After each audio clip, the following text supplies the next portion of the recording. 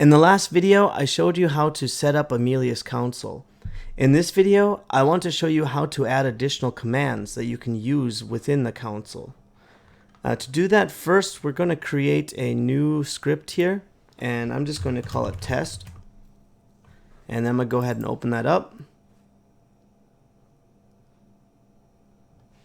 I'm going to zoom in for you, and I'm going to remove all of this default stuff.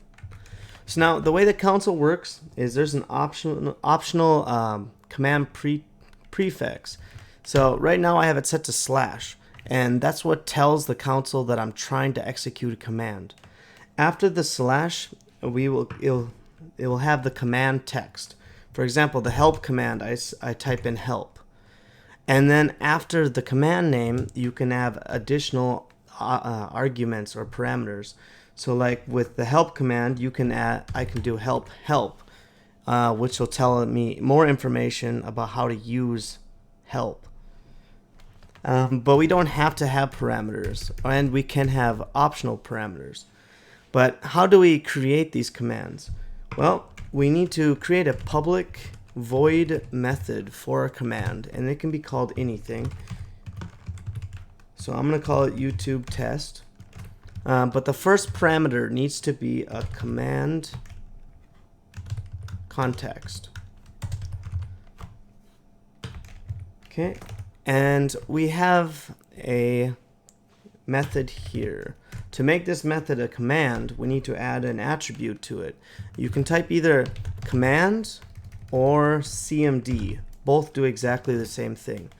And then we need the command text. So for this one, I'm going to do YouTube, and then an optional description. So this is a test command for YouTube. Okay, and it's as easy as that. So let's say if you wanted to add additional parameters or different additional arguments, you could just add them in here like this. And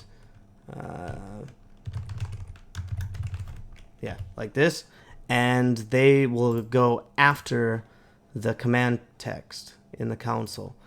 And then if you want to display something to the console, you'll just use this command context, and you will go console.writeLine, and you could add text to the console like I like the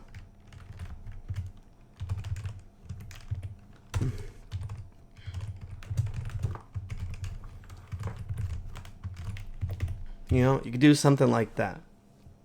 So whatever's inside the method is what will be executed by the command. Alright, that's it for this video.